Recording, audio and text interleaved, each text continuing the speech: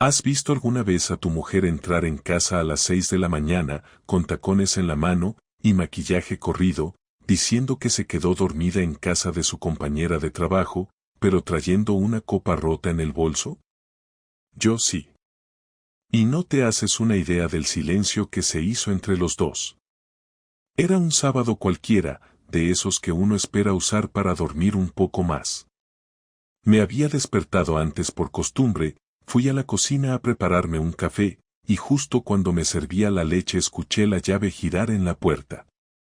Clara entró despacio, como si no quisiera despertar a nadie, aunque nuestra hija estaba ya ese fin de semana con sus abuelos en Teruel. La vi entrar descalza, con los tacones agarrados por los dedos, el pelo hecho un desastre y la chaqueta del traje colgando de un hombro. En su bolso, medio abierto, asomaba el pie de una copa de vino rota. No preguntes por qué lo vi, pero lo vi. Y cuando nuestras miradas se cruzaron, fue como si el mundo se quedara mudo durante 2 segundos larguísimos. ¿Qué haces despierto tan temprano?, me soltó con una voz fingida, como si nada pasara. Podía haber dicho muchas cosas. Pero dije solo. ¿Dónde has dormido? En casa de Carmen, respondió sin pestañear, mientras dejaba los tacones sobre el zapatero. No quise conducir de noche. Mentira. Clara odia dormir fuera de casa. Siempre ha tenido esa manía. Nunca se queda en casa de nadie, ni aunque beba, ni aunque llueva, ni aunque tenga que coger un taxi de 50 euros. Siempre ha vuelto. Siempre. ¿Y esa copa? No sabes lo simbólica que fue esa copa. No por lo que era, sino por lo que implicaba. ¿Quién mete el pie de una copa rota en un bolso? Ni una mujer borracha hace eso por accidente. Eso era algo que se metió a toda prisa, como si tuviera que esconder algo y no tuviera tiempo de pensarlo. No pregunté por la copa. No todavía. Estaba demasiado ocupado tratando de mantener la calma, aunque en mi cabeza ya se había encendido una alarma que no se iba a apagar sola. Me limité a mirarla un par de segundos. Tenía el rímel bajado por una mejilla y un rasguño en la clavícula. Pequeñito. Nada escandaloso. Pero no era un arañazo de bolso ni de gato. Era de uña. Lo supe sin saber cómo lo sabía. Lo supe porque la conozco. Porque he vivido 14 años con ella. Porque sé cómo se mueve, cómo respira, cómo se inventa excusas. Porque lo noté. Simple y claro. Ella fue directa al baño. No me dijo si quería un café. No preguntó si había dormido bien. No saludó. Nada. Solo un portazo leve y la ducha encendiéndose. El vapor empezó a salir por debajo de la puerta y yo me quedé de pie, con la taza en la mano y la leche derramándose por el borde. Y ahí, justo ahí, empezó todo. Ese fue el primer momento en el que sentí que algo se había roto. Algo más importante que una copa. Y aún no sabía lo peor. Cuando salió del baño, todo estaba en silencio. Yo seguía en la cocina, sentado a la mesa, mirando una mancha de café que se había secado en el mantel. Ella venía envuelta en su bata blanca, esa que siempre usa cuando está de resaca, y pasó de largo sin decir una palabra, solo con el móvil en la mano. Se metió al dormitorio y cerró la puerta sin dar portazo, pero lo bastante fuerte como para que yo lo notara. No fui detrás, no dije nada, no hice ningún gesto. Me limité a esperar. A dejar que todo siguiera su curso, como si la cosa no fuera conmigo, aunque por dentro estuviera masticando la misma pregunta una y otra vez, ¿quién era él? Porque a esas alturas ya no era si pasó algo, eso estaba claro. La copa, el maquillaje corrido, la ropa que no olía a perfume sino a otra cosa, ese aire de culpa mal disimulada y, sobre todo, la forma en que evitaba cualquier contacto conmigo, eran pruebas suficientes para mí. No necesitaba verla desnuda con otro para saberlo. Hay cosas que no se ven, se sienten. Y esta la sentí. Decidí no decirle nada ese día. No porque me faltaran ganas, sino porque algo dentro de mí me pedía que esperara, que aguantara un poco más. No sabía para qué. Tal vez para tener certeza, tal vez por miedo a que me lo confirmara y no hubiera vuelta atrás, o tal vez por cobardía, esa clase de cobardía que te entra cuando no quieres destruir tu casa en un solo golpe. A veces uno se calla no por tonto, sino por querer conservar algo que ya no existe. El domingo fue igual. Clara evitó estar cerca de mí. Se inventó que tenía mucho que hacer con una hoja de Excel que tenía que entregar el lunes, y se encerró en el despacho la mayor parte del día. Yo me fui a dar una vuelta en coche sin rumbo fijo. Me fui al centro, pasé por el parque donde solíamos llevar a nuestra hija de pequeña, me senté en un banco frente al Ebro y me quedé mirando cómo pasaba la gente. Volví a casa a eso de las 9, y Clara ya estaba en la cama. No dormía, pero fingía que sí. Lo noté porque tenía los ojos cerrados con demasiada fuerza, como cuando uno intenta escapar de una conversación que no quiere tener. No dormí nada esa noche. No por celos, sino por rabia. No podía entender cómo alguien que me abrazaba hace 3 semanas en la cocina mientras cocinábamos, ahora se metía en la cama sin rozarme ni con la rodilla. Lo peor no era que me engañara, lo peor era la forma en que había borrado todo tan rápido, como si los años juntos no valieran nada. Me sentía invisible, reemplazado, usado. Y aún no había dicho ni una palabra. El lunes fue distinto. Volvió del trabajo con otra actitud. Me saludó con un beso en la mejilla, se puso cómoda, preguntó si cenábamos algo juntos y hasta hizo chistes sobre su jefe. La observé con una calma que no sabía que tenía. Algo había cambiado en su forma de comportarse. Estaba sobreactuando. Se notaba a kilómetros. Me hablaba más de lo normal, me tocaba el brazo cada vez que decía algo, como si quisiera hacerme olvidar algo. No sabía si había sentido mi distancia o si simplemente intentaba barrer todo bajo la alfombra. Pero me sirvió. Me sirvió para darme cuenta de que, efectivamente, me estaba mintiendo. Y lo peor es que pensaba que podía convencerme con 2 tonterías. Que yo era tan idiota como para tragarme esa versión barata de vida perfecta. A partir de ahí, decidí que no iba a preguntarle nada. Iba a hacer que ella misma tropezara con su propia historia. Me convertí en otra persona. Empecé a fingir interés cuando hablaba, a reírme cuando decía alguna tontería, a acariciarle el pelo cuando nos cruzábamos por el pasillo. Me volví el marido perfecto, el que no pregunta, el que escucha, el que está siempre disponible. Y ella, encantada. Pensaba que todo estaba volviendo a su cauce. Lo vi en su forma de sonreír, en cómo volvía a sentarse en el sofá a ver series conmigo, en cómo me decía buenas noches con un beso más largo de lo habitual. Pero yo ya no era el mismo. Estaba contando los días. Era como ver una obra de teatro y saberse el final. Una noche de jueves, mientras veía una serie, se quedó dormida en el sofá. Se le cayó el móvil al suelo, justo al lado mío. No hice nada. No lo toqué. Solo lo miré, como si fuera una bomba a punto de explotar. Ella se despertó sobresaltada y recogió el móvil rápidamente. No me miró. Fue directa al baño. Cerró la puerta y escuché cómo se sentaba en el suelo.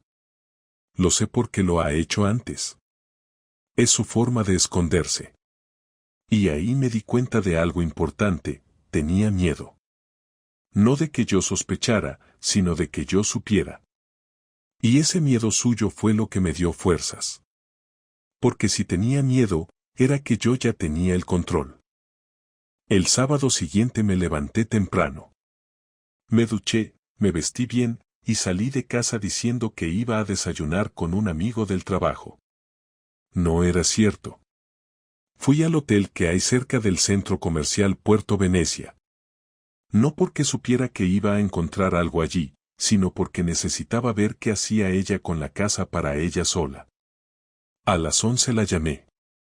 Me dijo que estaba en el súper, que iba a aprovechar para comprar algunas cosas. Le pregunté si necesitaba ayuda, me dijo que no. Fingí que colgaba pero dejé el móvil grabando. A las 12:15, recibí un mensaje de una amiga que trabaja en una cafetería cerca de nuestra casa. Me mandó una foto. En la foto, Clara estaba sentada con un hombre que no conocía. No se tocaban. No se besaban. Pero había algo en la forma en que se miraban, en cómo se inclinaban uno hacia el otro, que no dejaba lugar a dudas.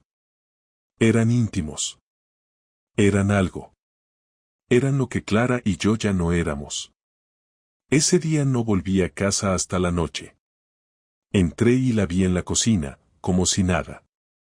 Haciendo una tortilla. Me preguntó qué tal el desayuno con mi amigo.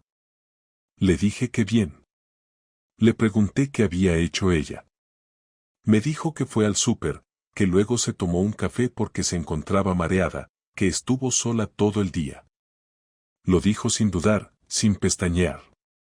Y ahí, amigo, entendí todo. La había perdido. No solo como pareja. Como persona.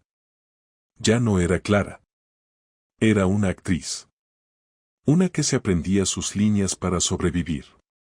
Y yo, que ya no era su público. No le dije nada. No aún. Solo me fui a la ducha. Apoyé la cabeza contra los azulejos y cerré los ojos. Tenía lo que quería. Tenía la confirmación. Y me sentí más vacío que nunca. Cuando salí de la ducha esa noche, ya sabía que no podía seguir con esa farsa mucho más. Había aguantado demasiado, había observado demasiado y había tragado más de lo que cualquier persona con un mínimo de respeto por sí misma debería soportar. Clara estaba sentada en el sofá viendo un programa de esos que solo mira cuando quiere llenar el silencio de fondo. Tenía las piernas cruzadas, el pelo aún húmedo por su propia ducha y el móvil apoyado al lado del muslo, con la pantalla boca abajo. Ese detalle siempre me llamó la atención desde que empezó todo, porque antes jamás lo hacía. Era de esas que dejaba el móvil tirado en cualquier parte, sin claves, sin miedo a nada. Era su costumbre de siempre y que había desaparecido de golpe, como si de pronto guardara dentro del aparato una especie de vida paralela que nadie podía ver. Me quedé de pie un momento, mirándola, no con rabia, sino con una calma que me sorprendió incluso a mí. La miraba como si la estuviera viendo por primera vez en varios meses. Sentí que aquel momento tenía que llegar, que ya no había vuelta atrás, que lo que quería saber lo iba a saber ahora, aunque me costara la poca estabilidad que me quedaba. Fui directo al salón, sin hacer ruido, y me senté frente a ella. No a su lado, no cerca, sino frente a ella. Clara levantó la vista, sorprendida por mi forma de colocarme, y me miró con esa expresión que pone cuando intuye que algo se va a torcer. La había visto muchas veces con esa cara, pero nunca en una situación así. Respiró hondo y se acomodó un poco, como si quisiera mostrar tranquilidad, pero yo ya conocía todas sus pequeñas señales. Sabía cuando su cuerpo hablaba más que su boca, y ese ligero movimiento del pie no encajaba con la postura relajada que intentaba fingir. Me adelanté sin rodeos, inclinándome hacia ella. Quiero que me digas la verdad, le solté así, directo, sin rellenar el aire con excusas, porque no tenía sentido perder tiempo. Ella parpadeó despacio, soltó una pequeña risa tensa y se frotó la frente con la mano. ¿La verdad de qué, Andrés? Llevas semanas raro, no sé qué te pasa, pero estás convirtiendo todo en algo enorme sin motivo. No me tomes por tonto, le respondí, sin subir el tono, pero con una firmeza que no recordaba haber usado nunca con ella. Dime quién es. Ese quienes cayó en la habitación como un jarro de agua helada, aunque no usé ninguna metáfora ni nada por el estilo, fue simplemente la mejor manera de explicarlo porque así lo sentí. Clara dejó de mover el pie de golpe, bajó la mirada, y durante unos segundos creí que iba a confesarlo. Su respiración cambió, pude verlo en cómo se le movía el pecho. Fue un silencio largo, incómodo y muy revelador. Pero en lugar de decir la verdad, levantó la vista otra vez y frunció el ceño con una mezcla de rabia y defensa que no había visto tantas veces en ella. «Te estás inventando cosas», dijo, como si eso bastara. «No hay nadie». «¿Qué tontería es esa? ¿Quién te ha metido eso en la cabeza?» Su voz era firme, pero no encajaba con sus ojos. Sus ojos se achicaban un poco, como cuando mentía para evitar dar demasiados detalles. La he visto así cuando intentaba esconder alguna compra impulsiva o cuando exageraba algún problema en el trabajo. Esa mirada siempre la delataba más que cualquier palabra. «Te vi el otro día», le dije. «No hace falta que lo niegues. No estabas sola. No estabas comprando en el súper. No estabas mareada. Estabas con un hombre». Ella abrió la boca para hablar, pero no le salió ninguna palabra. Se quedó congelada por un instante. Luego recuperó la compostura y negó con la cabeza de manera exagerada, como quien sabe que el argumento es débil pero lo usa igual porque no tiene otro. «Era un café con un compañero, no tiene nada de malo», soltó al fin. «No entiendo tu paranoia». «Si fuera un café normal, me lo habrías contado», le respondí. «Llevas semanas mintiendo. No tienes que disfrazarlo más. Quiero que me digas la verdad ahora mismo». Clara se levantó del sofá de golpe. Caminó hasta el marco de la puerta del pasillo y se quedó allí, con los brazos cruzados. Parecía que buscaba una posición desde la que sentirse más segura. No sé si lo hacía para evitar mi mirada o para obligarse a sostener su propia mentira. «Estoy harta», dijo. «Llevas semanas comportándote como un desconocido, vigilando todo lo que hago, analizando cada paso. No soy una delincuente, Andrés, y no voy a aguantar que me controles así». «No te estoy controlando», contesté, también de pie ya. «Solo estoy intentando entender qué ha pasado contigo». Ella sostuvo el silencio un momento, respirando rápido, con las mejillas rojas, como si la presión le subiera cada vez más. «Te lo diré claro», añadió, «no estoy con nadie. No te he engañado. Te estás montando una película absurda». Y ahí fue cuando perdí un poco el control. No grité, pero mi voz salió más fuerte de lo que pretendía. «No me mientas más, Clara». «¿Quién es el de la cafetería?». Clara se tensó entera. Se quedó inmóvil por un par de segundos que parecieron muy largos. Luego volvió al salón y me miró con un frío que jamás había visto en ella. «No te lo voy a permitir», dijo. «No voy a dejar que me pongas contra la pared con esas acusaciones. Si quieres convertirte en un hombre inseguro y desconfiado, adelante, pero no voy a participar en tu paranoia». «Lo vi», repetí, con un tono más cansado que enfadado. «Vi cómo te miraba. Vi cómo te inclinabas hacia él. Vi cómo te tocaba el brazo. Y vi cómo tú no apartaste la mano». Ese detalle la quebró un poco. No supe si era culpa o rabia o miedo, pero su cuerpo cambió, como si dejara de sostener del todo su actuación. Se pasó la mano por la cara, caminó en círculos y al final se dejó caer otra vez en el sofá, apoyando los codos sobre las rodillas. «Solo quería sentirme bien», susurró, aunque no era una frase corta, sino una confesión a medias. «No quería llegar a esto». Ese sentirme bien fue la confirmación que necesitaba. No era un error, no era una casualidad, no era un malentendido. Era algo buscado.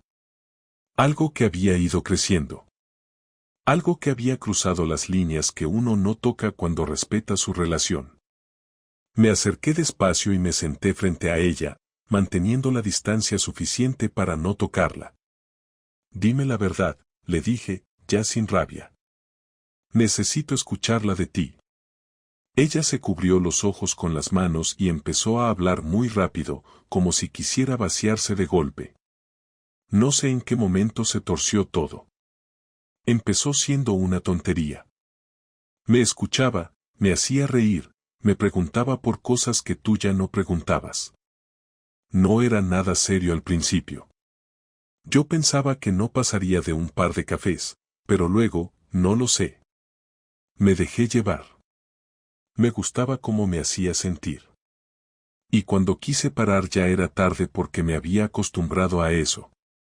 A que alguien me prestara atención de otra manera. La escuchaba y sentía que cada palabra me golpeaba por dentro. No porque fueran frases bonitas o dramáticas, sino porque eran claras, directas, sinceras y sin adornos.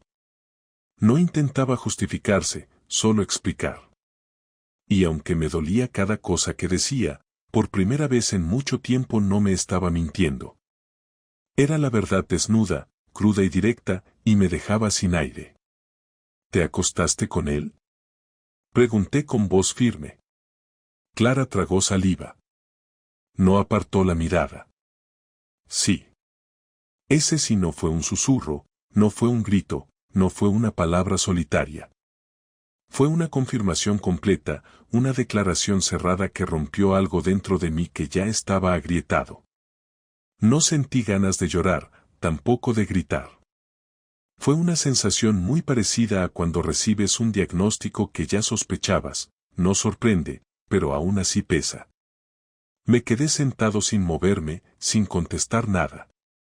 Clara empezó a llorar, no de manera ruidosa, sino en silencio, con lágrimas que caían sin control. Lo siento, Andrés. No quería llegar aquí. No quería hacerte daño así. Pensé que podría parar, pero no pude. Me levanté despacio. No la toqué. No la abracé. No busqué consolarla. Ya no era mi lugar. Me quedé de pie frente a ella, respirando hondo, conteniendo todo lo que estaba a punto de venirse abajo dentro de mí. No voy a dormir aquí esta noche, dije por fin. No puedo mirarte más ahora mismo. Clara levantó la cabeza con el rostro manchado de lágrimas. Por favor, no te vayas. Tenemos que hablar. Hablaremos, respondí. Pero no hoy. Cogí mis llaves, mi cartera y una chaqueta, y salí de la casa sin mirar atrás, sintiendo por primera vez en semanas que la verdad estaba completamente sobre la mesa, aunque esa verdad me dejara destrozado y sin saber qué hacer al día siguiente.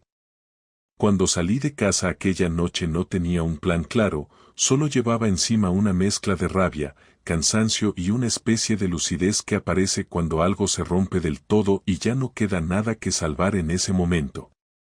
Conduje sin rumbo durante casi una hora, pasando por calles que conozco de memoria pero que parecían distintas porque mi cabeza no estaba siguiendo el paisaje, estaba repasando cada frase que Clara me había dicho, cada gesto, cada silencio de las últimas semanas y cada mentira disfrazada de normalidad que había llenado nuestra casa sin que yo lo supiera. Llegué al piso de mi primo Daniel, que me abrió sin hacer preguntas porque él es así, uno de esos que no necesita explicaciones para entender que algo va mal. Me dejó el sofá para dormir y se quedó sentado a mi lado un rato mientras yo intentaba ordenar mis ideas. Aún así, no dormí ni un minuto. Me pasé la madrugada entera con el móvil en la mano, mirando la pantalla sin ver nada y repitiéndome una frase que no sabía si era una sentencia o un punto de partida: no puedo dejar esto así. El amanecer me encontró sin haber pegado ojo. Cuando Daniel se despertó y me vio sentado en la misma postura de la noche anterior, me dijo que podía quedarme lo que necesitara, que no tenía que volver a casa si no me veía capaz, pero yo sabía que sí tenía que volver, aunque solo fuera para empezar a mover piezas. Y ese fue el primer pensamiento claro que tuve: mover piezas. No gritar, no llorar, no pedir explicaciones que ya tenía, no buscar reparación emocional de quien no podía dármela. Mover piezas. Clara había cruzado un límite que no tenía vuelta atrás, así que yo no iba a quedarme quieto esperando a ver si ella cambiaba o si se arrepentía. Ese papel no me correspondía ya. Cuando volví a casa, Clara estaba en la cocina. Tenía los ojos hinchados, llevaba el pelo recogido de cualquier manera y estaba preparando café como si la rutina pudiera cubrir lo que había ocurrido la noche anterior. Apenas me miró, quizá porque intuía que no sabía en qué versión de mí podía encontrarse. Yo tampoco estaba seguro de cuál llevaba en ese momento. Entré, dejé las llaves en la encimera y me quedé de pie mirándola. Ella abrió la boca para decir algo, pero yo levanté la mano, no de forma brusca, sino para dejar claro que no era el momento. Voy a decirte lo que voy a hacer, le dije con la voz sorprendentemente estable. No tienes que responder ahora. Solo tienes que escuchar. Ella apretó los labios, bajó los hombros y esperó. Yo continué. No voy a permitir que esto quede como una conversación incómoda y 2 semanas de tensión. Has tomado una decisión sin mí. Has cambiado nuestra vida sin decirme nada. Así que yo voy a tomar las mías. Clara se apoyó en la encimera, como si supiera que algo serio iba a salir de mi boca. Andrés, por favor, no hagas nada exagerado, dijo con esa voz suave que usaba cuando quería que yo dudara de mi propio enfado. ¿Podemos hablar, podemos? Esto no es una conversación, la interrumpí. Estos son hechos. Y los hechos van a pasar igualmente, los entiendas o no. Ella cruzó los brazos, postura defensiva, postura de quien quiere controlar lo que no puede. Yo seguí. He decidido que no voy a marcharme de la casa. No voy a ser yo el que se vaya a un sofá de un familiar o a un piso que no conozco. Esta casa la hemos levantado los dos, sí, pero yo no soy el que ha roto el acuerdo. No voy a desaparecer porque tú hayas querido buscar otras sensaciones. Me quedaré aquí mientras tomamos decisiones reales, no parches emocionales. Clara abrió los ojos con cierta sorpresa, quizá porque esperaba que yo fuera el que se marchara. Yo continué, sin prisas. Segundo, a partir de hoy, nuestras cuentas ya no serán conjuntas. No te preocupes, no voy a dejarte sin nada ni voy a hacer ninguna locura. Solo voy a proteger lo que me corresponde. Ya he pedido cita en el banco y voy a separar mis ingresos y mis ahorros. Tú gestionarás los tuyos. La casa seguirá pagándose entre los dos hasta que decidamos qué hacer. Ella movió la cabeza lentamente, como si ese detalle le doliera más que mi distancia emocional. Yo no cambié el tono. Tercero, voy a hablar con un abogado. No para firmar mañana mismo, sino para informarme. Para saber qué derechos tengo y cuáles no, y tú deberías hacer lo mismo. No vivir en la incertidumbre, sino en la claridad. Porque lo que has hecho no es algo que se solucione con un lo siento, ni con una explicación sobre cómo te sentías. Has construido algo fuera de nuestra vida y yo no pienso sostenerlo contigo. Clara se pasó la mano por la cara y dijo en un susurro casi roto. Andrés, por favor, no me castigues así. Me reí, no de burla, sino por la desconexión entre su frase y la realidad. Esto no es un castigo, Clara. Es responsabilidad. La responsabilidad de tus actos y la responsabilidad de mis decisiones.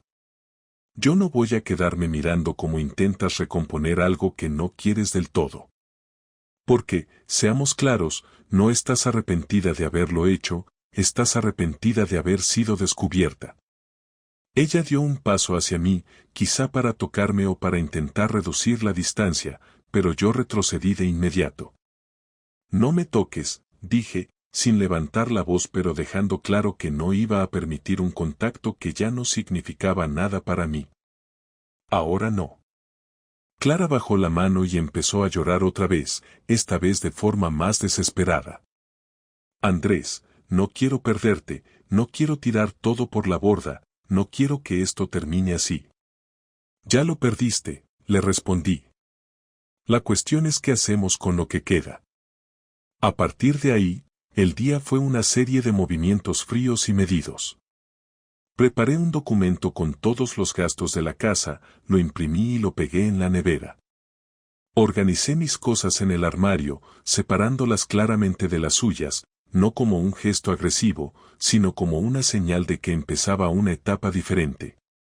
Cambié mis contraseñas, revisé mis cuentas, eliminé accesos compartidos, recopilé documentos. No lo hacía con deseo de humillarla, sino porque necesitaba recuperar control sobre mi vida. Cada acción era concreta, intencionada y sin adornos. Por la tarde, salí a dar un paseo solo. No tenía ganas de ver a nadie, solo necesitaba caminar y pensar en qué otras formas de devolverle a Clara el golpe sin caer en la violencia, sin insultarla, sin destruir nada que no fuera necesario. Y lo tuve claro, el mejor castigo, si se le podía llamar así, iba a ser hacer visible su mentira en aquellas partes donde había construido una imagen que no correspondía con la realidad. No hablo de contar nada a su familia ni a la mía, eso habría sido un circo que no quería. Hablo de exponer la verdad en el único lugar donde ella había montado su pequeño teatro, su entorno laboral. Esa noche, cuando llegué a casa, Clara estaba en el sofá con la luz apagada, como si estuviera esperándome en silencio. Me miró, pero no dijo nada. Yo tampoco. Subí a mi despacho, abrí el ordenador y redacté un correo. No era un correo insultante ni ofensivo. Solo un mensaje dirigido a su jefe directo, informando que prefería que no se me involucrara en ninguna actividad de la clínica, que a partir de ahora no participaría en eventos ni cenas laborales, y que agradecía que se mantuviera una distancia profesional estricta. No mencioné la infidelidad, no señalé nombres, no expuse nada explícito. Pero el tono y la forma dejaban claro que algo serio había ocurrido y que no pensaba formar parte de la apariencia de pareja perfecta que ella había mantenido durante años delante de su trabajo. Cuando envié el correo, sentí por primera vez desde el inicio una especie de orden interno. No satisfacción, no alivio, sino orden. Una estructura que volvía a mí. Mi vida no iba a ser la misma, pero ya no estaba esperando a ver cómo se derrumbaba, sino sosteniéndola para reconstruirla sin ella si hacía falta. Bajé al salón. Clara seguía allí, inmóvil. Cuando me vio, preguntó con un hilo de voz. ¿Qué has hecho? Lo que tenía que hacer, respondí. Recuperar mi sitio. Y ahora voy a dormir. Mañana seguimos. La dejé allí, sin dramatismos, sin escena final, sin despedidas. No había nada más que decir esa noche. El movimiento había empezado. Y ella lo sabía. A la mañana siguiente el ambiente en casa era espeso. Clara se levantó antes que yo, probablemente no había dormido o al menos no lo suficiente. El olor a café venía de la cocina y, aunque era un gesto que en otros tiempos habría sido de cuidado o de rutina compartida, esta vez no significaba nada. Me vestí despacio, bajé sin prisa y la encontré sentada a la mesa con 2 tazas frente a ella, una para mí, que ni siquiera miré. No le dije buenos días. No porque quisiera castigarla, sino porque ya no sentía la obligación de fingir nada. Ella rompió el silencio sin rodeos, con una voz baja, sin maquillaje, sin estrategia. No puedo seguir así, Andrés. No quiero que nos odiemos. Me senté frente a ella sin tocar la taza. No te odio, Clara. Pero no puedo vivir con alguien que me ha mentido tanto tiempo. Sé que lo he hecho mal, sé que he cruzado límites que no tienen perdón, dijo. Pero sigo queriendo que lo arreglemos. ¿Y qué es lo que quieres arreglar exactamente? Pregunté. ¿La imagen de nuestra relación? ¿O de verdad quieres volver a construir algo conmigo? Porque son 2 cosas distintas. Ella tragó saliva, bajó la mirada y pensó antes de responder. Quiero que volvamos a estar bien. Quiero recuperar lo que teníamos. Eso que dices que quieres ya no existe, respondí sin subir la voz. Lo destruiste. Lo cambiaste. Puedes querer una versión nueva, distinta, pero lo de antes no va a volver. Podemos intentarlo, insistió. Podemos ir a terapia, darnos un tiempo, hablar con alguien. Lo que sea. No quiero separarme. Yo no quiero vivir con alguien que me ha elegido como segunda opción, le respondí. Has dormido con otro hombre, Clara. Y no fue un error impulsivo, fue algo que mantuviste durante semanas, tal vez meses. Te enamoraste de él, o por lo menos sentiste algo suficiente como para jugártelo todo sin decírmelo. ¿De verdad crees que eso se puede resolver con una terapia? No me enamoré, soltó enseguida, casi como si esa fuera la única defensa que le quedaba. Entonces fue aún peor, le dije. Porque si ni siquiera fue por amor, entonces fue por egoísmo puro, por aburrimiento, por capricho. Ella se levantó de golpe, fue hacia la ventana, se cruzó de brazos y se quedó de espaldas a mí. Tú también te habías alejado. Tú también llevabas meses distante. No todo esto fue solo culpa mía. Tienes razón, respondí sin dudar. Yo también fallé. No estuve atento, no vi venir esto, no entendí tus señales. Pero cuando algo en mí empezó a fallar, yo no fui a acostarme con nadie. No busqué fuera lo que no encontraba en casa. Te lo dije a ti, traté de hablar contigo. Tú solo me dijiste que estabas cansada. Que era una etapa. Y todo ese tiempo te estabas escribiendo con él, quedando con él, mintiéndome a la cara. Ella se giró, tenía los ojos rojos pero no estaba llorando. No lo hice para hacerte daño. Lo sé, le respondí. Pero eso no cambia que me lo hiciste.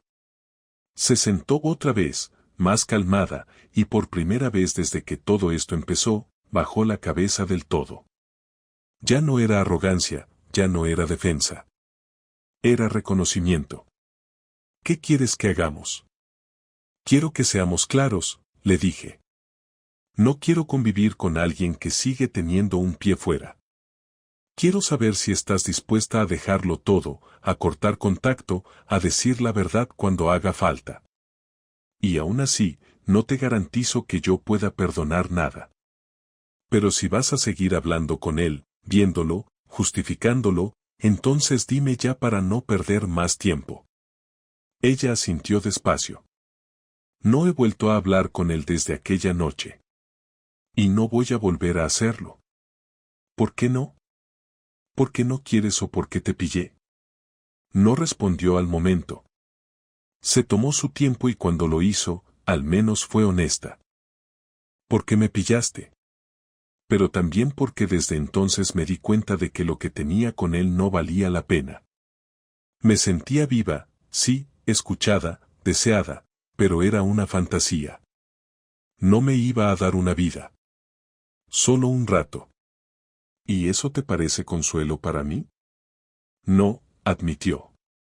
Pero es lo que puedo decirte. Entonces esto ya no se trata de ti, le aclaré. Ahora es mi decisión.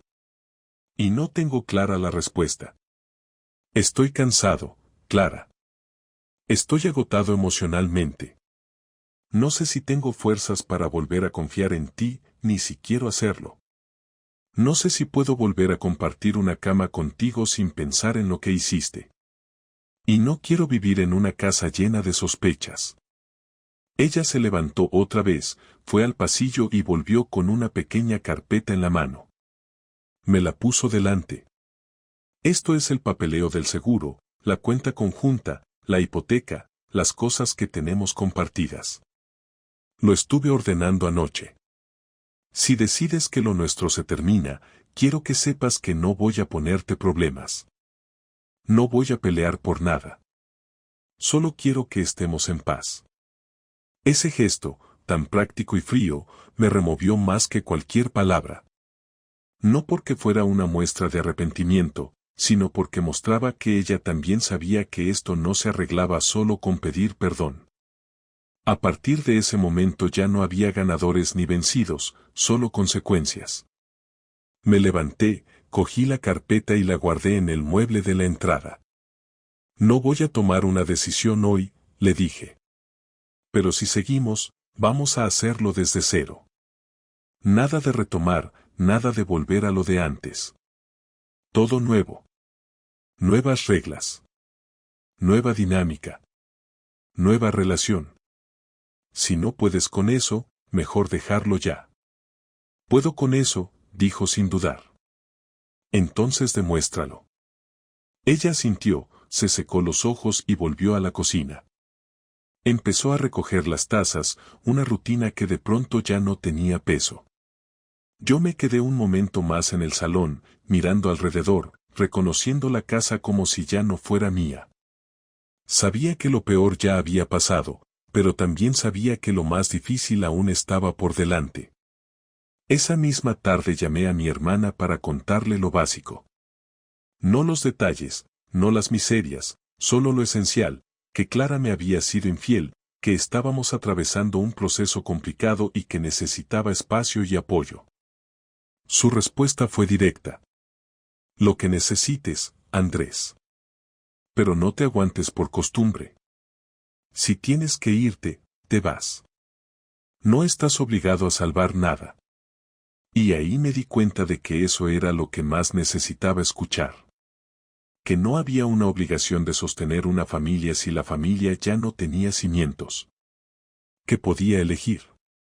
Que podía decidir si quería reconstruir algo o empezar de cero en otro lado. Que tenía permiso para no aguantar. Esa noche, Clara no intentó dormir en la misma cama. Se quedó en el sofá. No lo hablamos. No hacía falta.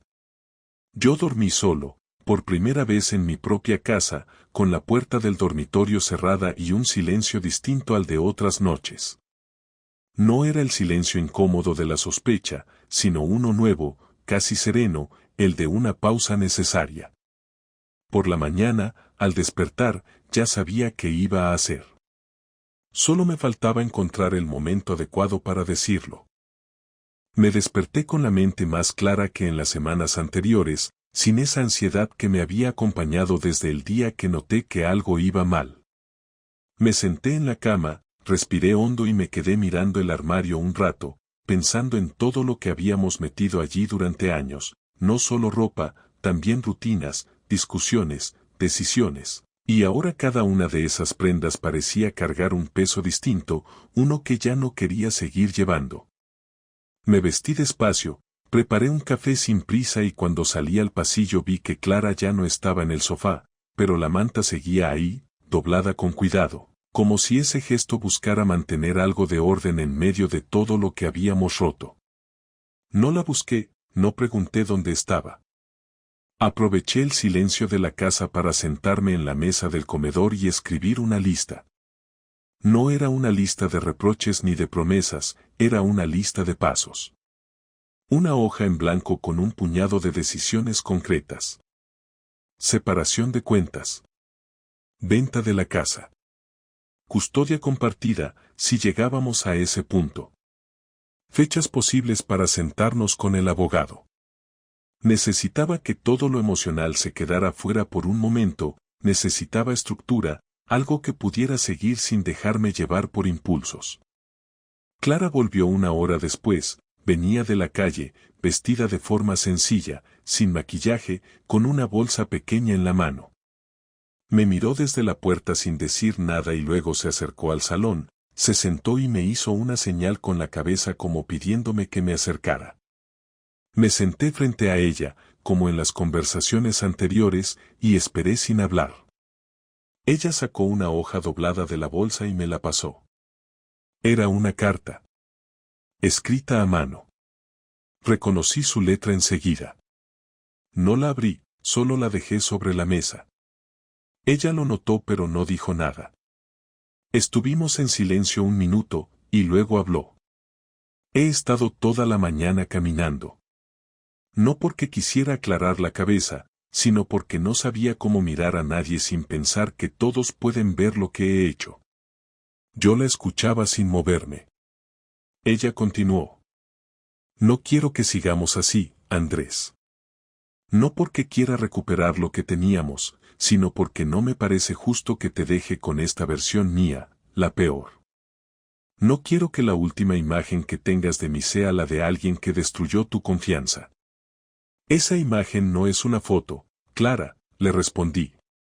Es una consecuencia. Y no se borra con una carta. Lo sé, dijo bajando la mirada. No quiero convencerte de que me perdones. Ni pedirte que lo olvides. Solo quiero que hablemos con claridad una vez más, sin filtros, sin intención de arreglarlo todo. Solo entender qué es lo que sigue. Lo que sigue es que nos separamos, dije con voz firme. No quiero seguir en una relación donde tengo que dudar de lo que me dices. No quiero dormir al lado de alguien que eligió mentirme. No quiero vivir con un esfuerzo constante para no recordar. Clara asintió, sin lágrimas, sin escándalo. ¿Estás seguro? Sí. Y lo estoy desde hace días. Solo necesitaba estar preparado para decirlo. Ella se quedó en silencio, como si intentara procesar la frase. Luego se acomodó en el sofá, se cruzó de brazos y habló sin mirar al frente. ¿Y cómo lo hacemos? Vamos a vender la casa. Vamos a repartir lo que corresponde. Vamos a cerrar las cuentas conjuntas. Cada uno se organizará como pueda. Si hay que hablar con abogados, lo haremos de forma civilizada. No quiero peleas.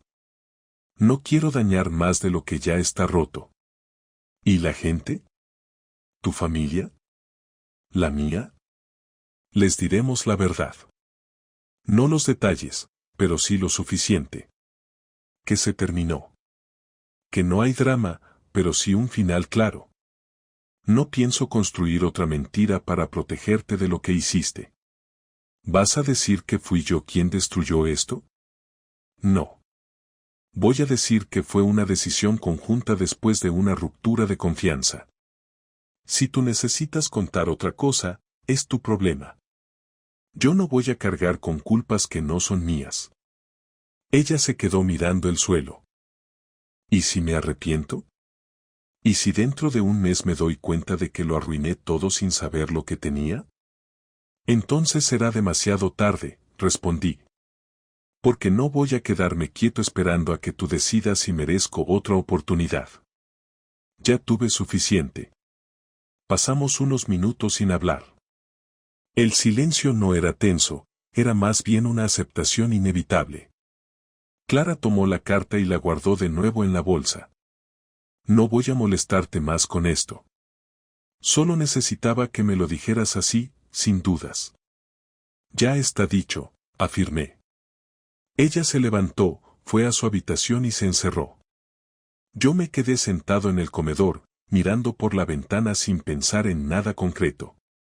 Sentía una mezcla de vacío y calma, como si finalmente hubiera cerrado una puerta que llevaba semanas golpeando con el viento. Esa tarde empecé a recoger mis cosas, las que quería llevarme a un pequeño piso que había alquilado por el centro. No era nada especial, pero era suficiente. Clara no salió de la habitación. No hubo escenas, no hubo súplicas, no hubo más cartas. Me limité a empacar, a revisar documentos, a poner en marcha lo que había anotado en la lista. Era como desmontar una casa que alguna vez fue un hogar, pero ahora era solo un lugar con paredes compartidas por costumbre. Me fui al día siguiente por la mañana. No hubo despedida. Solo dejé un juego de llaves sobre la mesa y cerré la puerta sin mirar atrás. Al llegar al nuevo piso, abrí las ventanas, dejé la maleta en el suelo y me senté en la única silla del salón. Respiré hondo. No era felicidad, tampoco alivio completo, pero al menos sentía que había recuperado algo de mí. Con el tiempo, cada día fue un poco menos pesado. Hablamos algunas veces por teléfono, solo para cuestiones prácticas. Clara fue correcta, respetuosa, pero nunca volvió a hablar del tema. Yo tampoco. No porque quisiera olvidar, sino porque ya no tenía sentido seguir hablando de algo que había terminado. Lo que una vez fue una vida en común se había transformado en un conjunto de gestiones. Y eso, aunque duro, fue lo más claro que tuvimos en mucho tiempo. Ahora vivo solo, pero no me siento solo. Veo a mi hija los fines de semana, y aunque al principio me costó adaptarme a no verla todos los días, he aprendido a valorar cada momento con ella sin que esté manchado por lo que pasó entre su madre y yo. No le contamos detalles, solo le dijimos que mamá y papá ya no viven juntos porque las cosas a veces cambian. No le mentimos, pero tampoco le dimos una carga que no le corresponde. Hoy, al mirar atrás, no siento odio. Siento decepción, sí, pero no rencor. Clara fue importante para mí, fue mi compañera durante años, y aunque su traición me hizo daño, también me obligó a moverme, a decidir, a no quedarme esperando que las cosas se arreglaran solas. Aprendí que el amor no basta cuando se rompe la confianza, que perdonar no es lo mismo que continuar, y que a veces el paso más valiente que uno puede dar es cerrar una puerta sin esperar a que se abra otra.